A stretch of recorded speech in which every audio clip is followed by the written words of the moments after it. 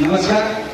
आदरणीय व्यासपीठावर असलेले माझे सर्वच गुरुजन व माझ्या समोर बसलेल्या अधिकारी वर्गांनो, मित्रांनो आणि माझ्या रयत प्रबोधिनीच्या नवीन जे भावी अधिकारी होण्याचे स्वप्न घेत आहेत त्यांना सर्वांना नमस्कार. मी तसा लातूर जिल्ह्यातील दुष्काळग्रस्त भागातील एक विद्यार्थी लढत होतो. सुपर डिग्री मला घ्यायची होती MBA किंवा इंजिनिअरिंग मध्ये, पण परिस्थिती नसताना ती सोडले ते आणि MPSC येण्याचं माझं प्रोजन ठरलं. मला वाटत होतं सुरुवातीला MPSC खूप सोपी आहे असं वाटत होतं, पण जेव्हा आयुष्याची 5-6 वर्ष घातल्यानंतर असं वाटतंय की हे थोडं मेहनतीचं काम आहे, कष्टाचं काम आहे. आणि या सगळ्या कष्टामध्ये मला माझ्या यशामध्ये 2 वाटेकरी आहेत. पहिला वाटा माझ्या आई वडिलांचा आहे. माझी आई, माझे वडील, माझे भाऊ, माझी बहीण त्यांनी सगळ्या सुखाचा त्याग करून माझ्यासाठी त्यांना जेवढं होता येईल तेवढा प्रयत्न माझ्यासाठी त्यांनी केला. त्याच्यानंतर माझा दुसरा यशाचे वाटेकरी माझ्या रयत प्रबोधिनी आहे. 2019ला मी मेन्स देऊन गेलो होतो.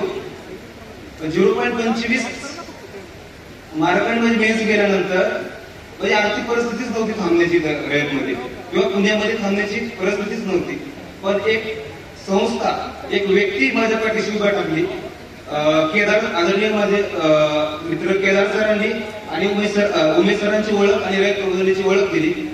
रयत प्रबोधिनींनी 2019चा इंटिग्रेटचा बॅचचा विद्यार्थी मी. या काळात माझ्या राहण्याची, माझ्या लायब्ररीची आणि माझ्या क्लासेसची सोय ही रयत प्रबोधिनींनी दत्तक म्हणून केली. आज मला सारखं अभिमान वाटतंय. त्यावेळेस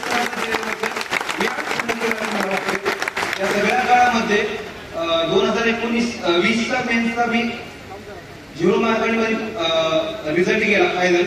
या सगळ्या काळात वेटिंगसाठी प्रयत्न करावा लागला, थांबावं लागलं. 2022ला मेन्स होती. या सगळ्या काळात काम करत असताना परत तिकडे वेटिंगसाठी प्रयत्न करावा लागला आणि 2020चा मी वेटिंगचा विद्यार्थी आहे. या सगळ्या काळामध्ये गृह विभागातले ऍडिशनल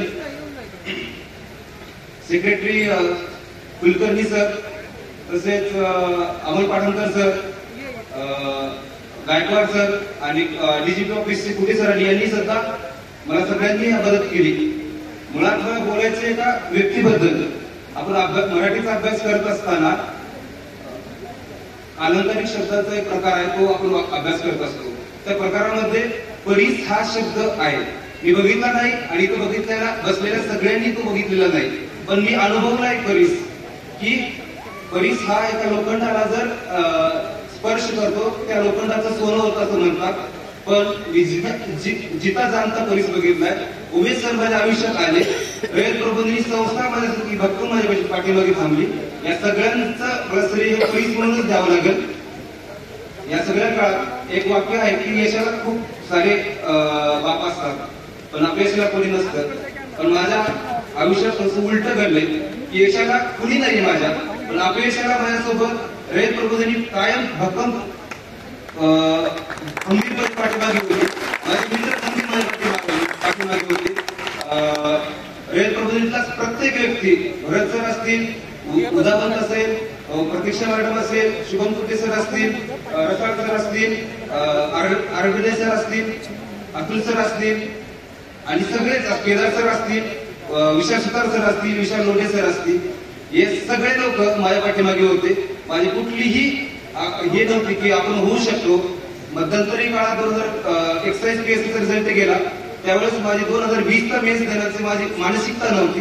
अक्षरशः या सगळ्या काळात मानसिक दृष्ट्या सक्षम करण्याचं काम या लोकांनी केलं, उभा केलं.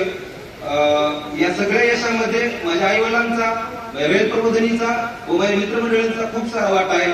इथून केंद्र सगळ्या विद्यार्थ्यांना मी एकच सांगतो, प्रामाणिकपणे अभ्यास करा आणि संयमाने ते डील करा. ही प्रोसेस थोडी वेळ खाऊ आहे, पण कष्ट प्रामाणिक करणाऱ्याला भेटतात, यश भेटतात एवढं सांगतो.